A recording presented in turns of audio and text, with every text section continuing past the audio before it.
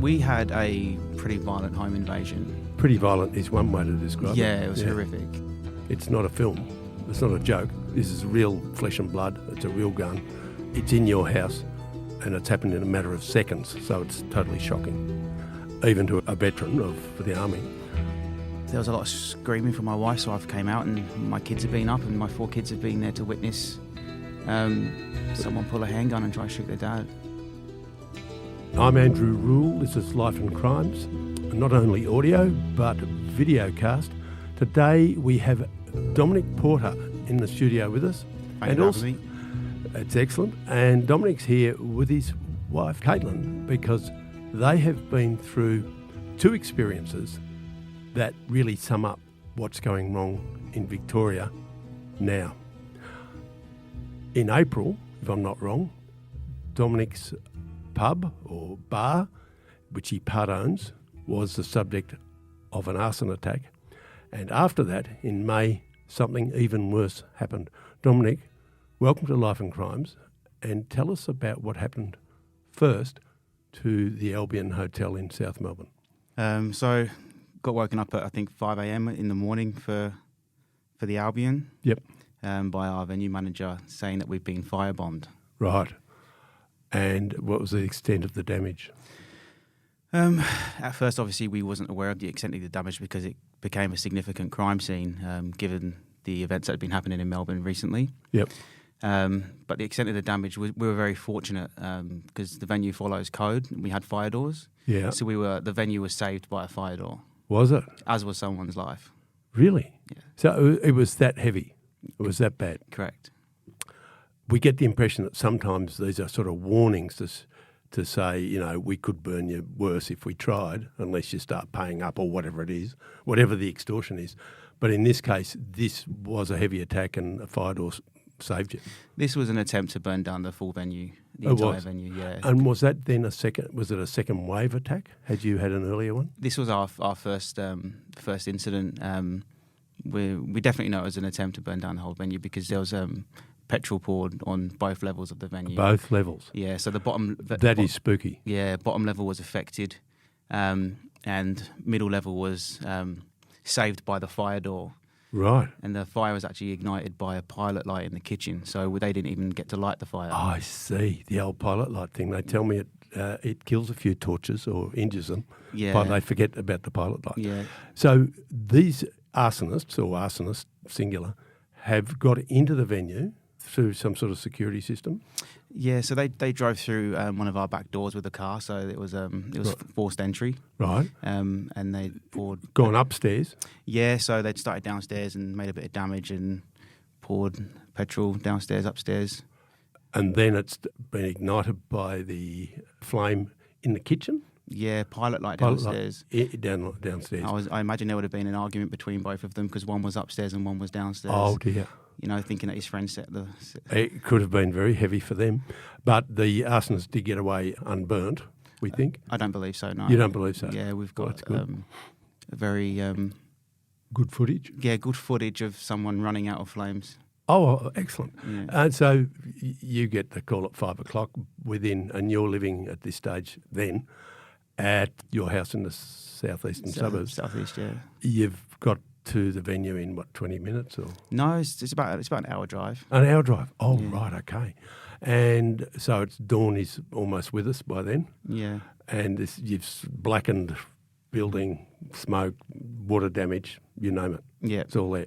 What does that mean financially for you and your partners? I think the first thing that went through my mind wasn't the financial side of it, was why? Why? Why has this happened? And you've had a long time, you've had months to think about this. Why do you think it happened? Do you know the ironic thing? We still don't know why. You don't know why? You think they're just going around doing this stuff just to throw the frighteners into people? I think there'll be some people out there that have inklings or understandings around what's going on, but when you're in my position as a shareholder of a venue, not a nightclub owner, not a nightclub runner, we're kind of kept in the dark a little bit about these events. I see. So we're not entirely sure exactly what's happened. Right. There may be people that know, but we don't. Because you and Caitlin aren't behind the bar pouring mixed drinks. Correct. So you're not dead sure what goes on in that sense. I think we've been there maybe 6 times in 2 years. I see.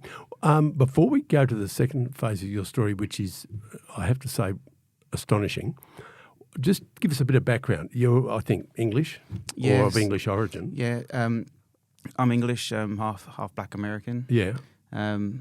Ex-British military. Yeah. You joined the British Army as a youngster? Yeah, 15 and 9 months I joined the British military. Oh, right. And how long did you serve? Just under 5 years. I was in Afghanistan in 2012 on active duty for 11 months. Were you? Okay. Yeah. And when did you get out of the army? I think 2012. Okay. And what brought you to Australia and what brought you to the hotel industry? What brought me to Australia was in the UK, everyone wants to live the Australian dream. Yep. And it's funny because everyone in Australia wants to live that dream in Europe and live in London. It's kind of reverse roles. Reverse roles. I had an opportunity at the time to move to Australia and just took that opportunity. So how I fell into the bar industry. I work in multiple industries, have multiple different businesses in different areas. But I first started off at District 14 in Narre Warren. So we bought the old Empire nightclub. Yeah. Changed that into District 14. Yeah. We have a bit of a claim to fame down there. We got Travis Scott to Narre Warren. Oh, right. Yeah. And then kind of a few partners and a few friends, the Albion come up for sale, and a few shareholders bought the Albion. And when was that? Probably just about 2 years ago now. Right. So you've had, relatively speaking, 18 months of sort of good trading or good enough trading. Is it gone okay? I would say, honestly, we had 8 months good trade. Right. Because when we'd taken over, we'd had to change systems, processes, management change, staff change. We revamped the whole process. Right. And we kind of picked up in summer. Okay. And it's a rooftop bar. It's sort of got that summer vibe. Yeah, so it was great. It was great over summer. We had a really good time. Yeah. The damage done in this fire in April, what extent and how long has it taken to fix? And is it fixed yet? The extent of the damage was more back of house. Yep. Because the fire door, like I said, saved the actual nightclub. So it's back of house. It was probably short of what was maybe $500,000 to $1 million. Good Lord. Yeah, it's a lot of dough. Yeah. It's a lot of... Because we had a full commercial kitchen. It was downstairs. That was obviously burnt. Ruined. Yeah. They're very expensive. And it was more the petrol that was poured all over the booths and all over the carpets. And yeah. So not more fire damage. It was a lot of... You got to pull that up. You Correct. Can't just leave it there. And you have to get specialists in to get petrol out the walls. Yeah, terrible thing. Now, the fire at the Albion is bad enough. It's enough bad luck for a lifetime. But within a matter of weeks, in May this year, something awful happened at your house, your family house, in the southeastern suburbs. I guess it's well around the bay somewhere. And what did happen? We had a pretty violent home invasion. Pretty violent is one way to describe it. Yeah, it was horrific. Yeah. We had people smash through our gate and our doors at 6 a.m. in the morning. So they've ploughed a stolen car or whatever? Yeah, through our front gates. Yep. Entered the home with axes through the glass window. Yeah. And bought a handgun with them. Did they? Correct. And what happened next? They worked their way upstairs into our house and crossed my wife on the stairs. It was 6 a.m. in the morning. We was awake. I was in the shower. Yep. There was a lot of screaming from my wife, so I came out, and my kids have been up, and my 4 kids have been there to witness someone pull a handgun and try to shoot their dad. Your kids saw that? Yeah.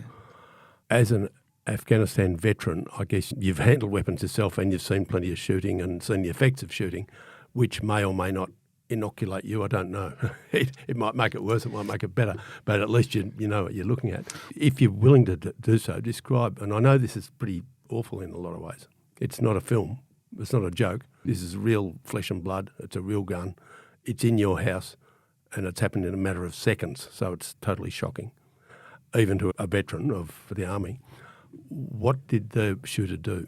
So he's been kind of aggressive towards my wife at first with an axe, trying to find out where I was in the house. Right. And I've come out my bathroom with a bat, completely naked, right, arguing with the guy on the stairs. And obviously he's looked up the stairs and seen me and kind of taken a few steps back and realised that we're going to get into some conflict here. It's not, we're not walking into someone's home where they're in bed. Okay. You're there with a bat. Yeah, it's not going to be as simple as we thought. I think you've mentioned this to me earlier off camera, that your stairs have that thick plate glass, that sort of safety glass. Correct, yeah, the balustrade. Which is a great thing. I was, where the angle was, I was able to protect myself behind that glass. And he was sort of shooting on an angle, Yeah. so the glass would deflect it pretty well. Well, shatter but deflect. Yeah, well, that was kind of the hope. Yeah. So he lets go 2 shots. Yeah. First one hits the glass, and does it break it? Well, they both hit glass. So there's 2 areas of glass in the house. One is just in front of the stairs. Yeah. And then the second one is on the stairs. So the first aim was kind of maybe just a bit ad hoc. Yeah. And the second one was quite calculated. Was it? Walked straight up to the stairs, looked straight at me, and did he held a gun towards me. What does this guy look like? Any idea? Is he big, short? Was he? What do you think? It was a big guy. It was a big fella. You know, you couldn't really tell. No. From face coverings on, hood on. You know, the usual jazz pair of gloves on. All that, yeah. Okay. Yeah. So hard to tell anything really much. Accent? Look, when I think back on the day, I don't really. Can't even recall an accent. All I can recall is my name being called. He wouldn't have said much. No, it wouldn't be a lot of just Dominic. Yeah, you was. Yeah, okay. Yeah, they know your name. What do you think they're after? They clearly targeted you. They know your name. They've come for you by name. They've sent a bloke with a handgun. This is pretty reasonably serious stuff. Yeah, very personal. You don't think this was a 16-year-old kid? Absolutely not. This was somebody fairly tasty. Mature age gunman. Yeah. Yeah. When I say mature age, over 21. Yeah. So, yeah. What's it about? Are they trying to soften you up for the big standover financially, or what? Well, or have you upset people somewhere? Again, so I've never heard of a standover coming or been made aware of a standover. And when it comes to upsetting people, I'm absolutely Switzerland. Yeah. You don't take part. No. You just.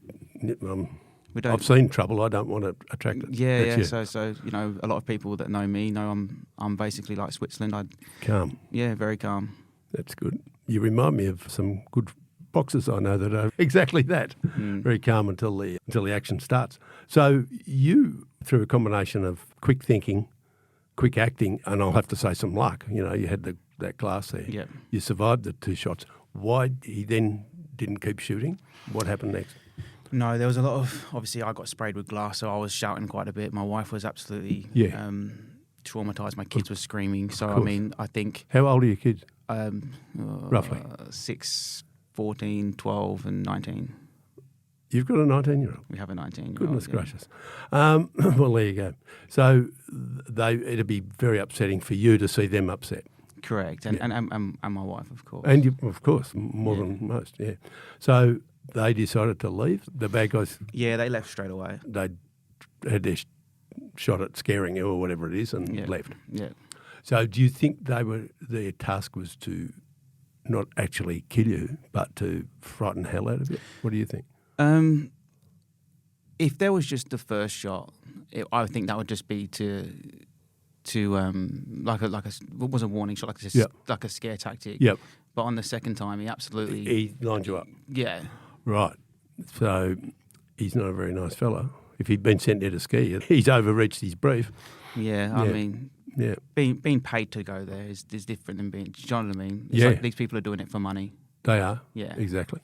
And someone somewhere's paid him, sent him. Yeah, there's no doubt about that, is there? Yeah, absolutely. This is not the guy that you backed into his car down the street or, something. No, it's definitely connected to the Albion and the all that hospitality issues. There's no other explanation. So in the wider picture, this rash of what we're calling the bar wars, which follows up, of course, the tobacco wars, is something that you hadn't experienced before in your previous life. No, you'd never. This particular stuff. Had you been in any sort of hospitality in the UK?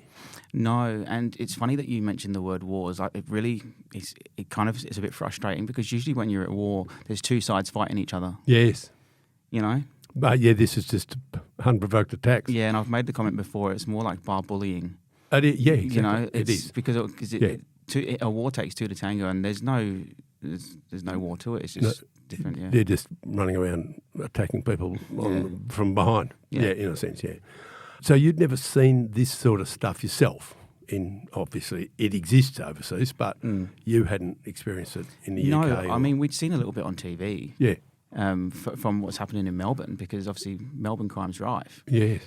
And so a few of these things were happening before it was happening to us.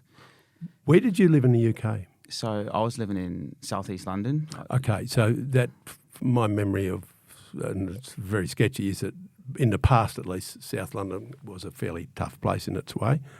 But had you seen stuff like this growing up? Not really. A lot of things in the UK is a lot of gangs and fighting and not. I mean, it's always been an unwritten rule. You don't involve people's families into conflict, right? Regardless of what it is, and my. So they broke that rule. These guys broke that rule. I mean, if you're after someone in particular, you don't traumatise their children, no, or their wife. How have your children handled it since? Look, your youngest is 6. Yeah, I'm proud of all 4 of my kids. Of course, because it has been their safe place has been invaded and they've been significantly traumatised. Right. They've been involved in a lot of psychology, so kudos to their mum who's made sure that our kids are the number one priority in her life, as she always has done. Of course. And they've been to psychologists. They've been it's brought us closer together as a family, I guess. Because obviously we've still not returned home, and it's likely that we might not return back to that house. Okay, so your lives, that's 6 of you. Yep. Mum, dad and 4 kids. Your lives have been so thoroughly disrupted that basically the house that I imagine is a version of your dream house, it's you came to this country, you work hard, you get a good house. It's been totally wrecked by this event. Yeah, I mean, instead of us living there, we've got a security guard living there. Right. Now, this would come at a significant cost. You've got to live somewhere else and pay a security guard. To sit at your house, yeah. That's not much fun, is it? No. What do you think this has cost you as a family in financial terms, apart from peace of mind? To be honest with you, to getting the house fixed, to having new gates fixed, to paying, accommodation, psychology appointments, and, just alone to put 4 kids through psychology a week is $1,000. Really? It's $250 a session. Yeah. That's $1,000 for 4 kids, and then you've got myself and my wife attending those sessions too. Right. Yeah. You've got a new front gate that's been smashed off. It's cost you $50,000 to get repaired. Inside your house, it's cost you $80,000 to $100,000. It's really, yeah, because when you've got glass smashing down on herringbone, natural timber floors, right. Things like that, you just don't really understand that costs a lot of money to get repaired. Yes, you've got to sand it back and the whole thing. Yeah. Everything's very dear. So do you see a time when you'll move back in? We don't know. What will change? Do you know? Do you suspect that there's anything that could change that'll change that? Do you think this is coming from somebody in the Middle East and that might eventually be neutralised by an arrest or something? Or what? Have you got any ideas? Look, I've heard rumours that it's coming from overseas. Again, I can't sit here and say it is or it isn't because I don't know. Yeah. I've had I've been approached by no one personally. Okay. Do you think that the people that run the Albion on your behalf, this is a licensee or? Well, I'm the licensee. You're the licensee, sorry. The people actually work there. Who run the nightclubs. Yes. Could they throw any light on it?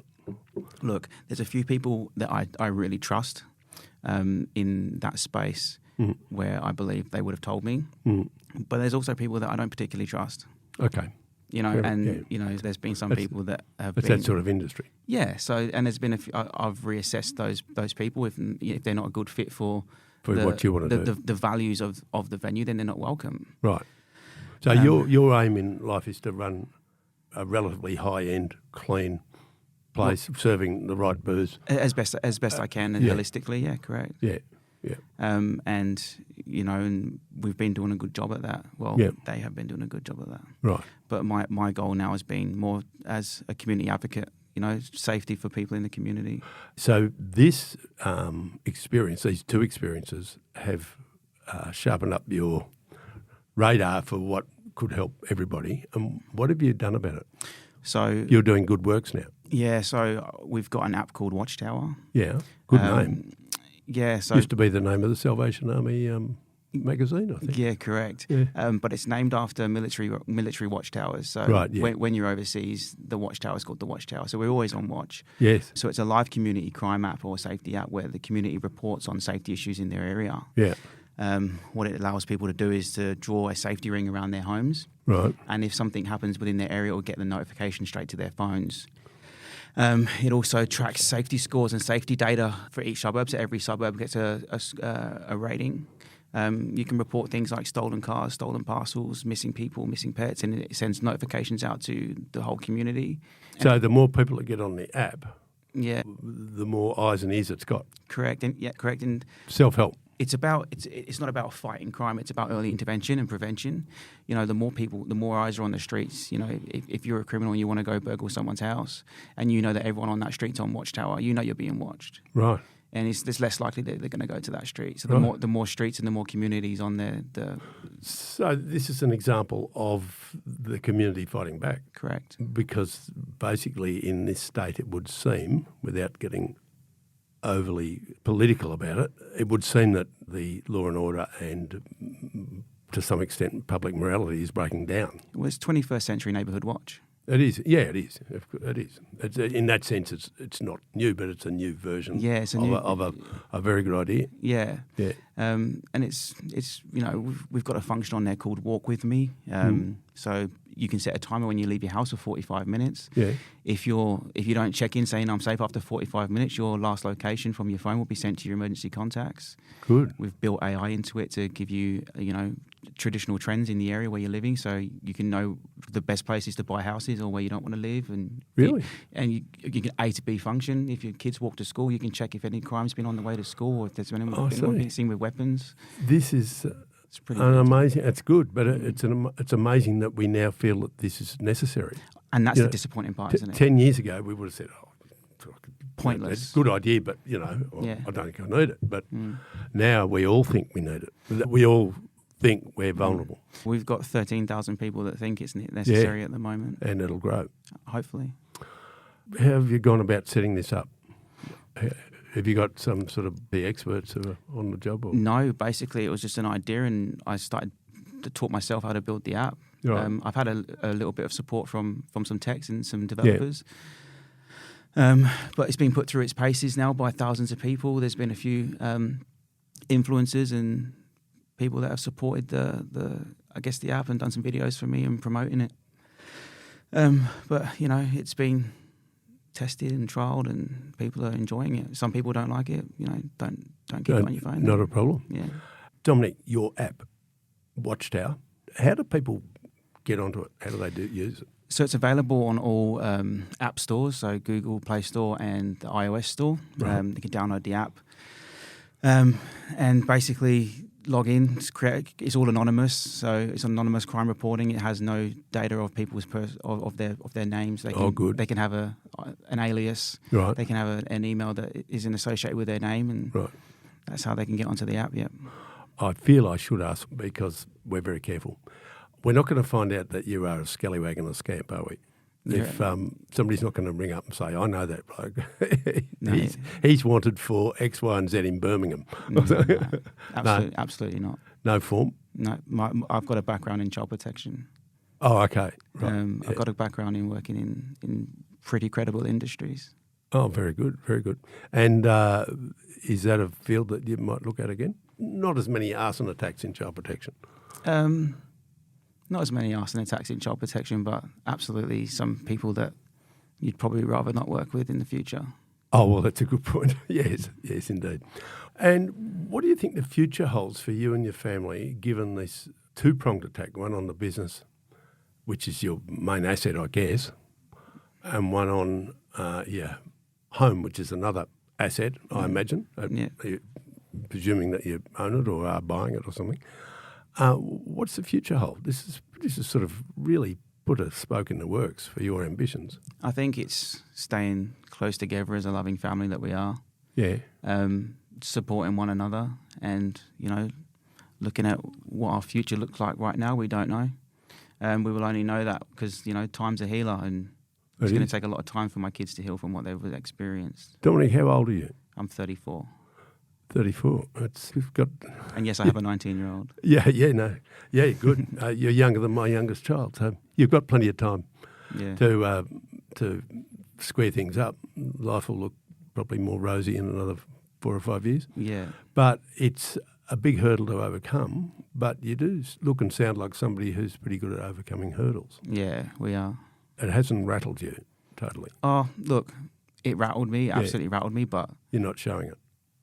Not that I'm not showing it, I'm growing from it. Yeah, okay.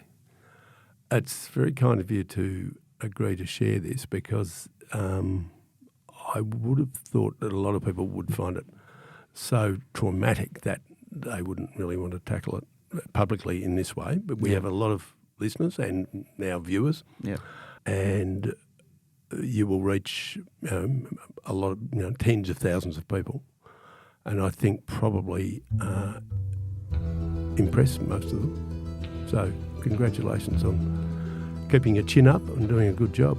And Life and Crimes wishes you and your family all the best. Appreciate that. Thank you. Thanks for listening. Life and Crimes is a Sunday Herald Sun production for True Crime Australia. Our producer is Jonty Burton. For my columns, features and more, go to heraldsun.com.au/Andrew Rule, one word. For advertising inquiries, go to newspodcastssold@news.com.au. That is all one word, newspodcastssold. And if you want further information about this episode, links are in the description.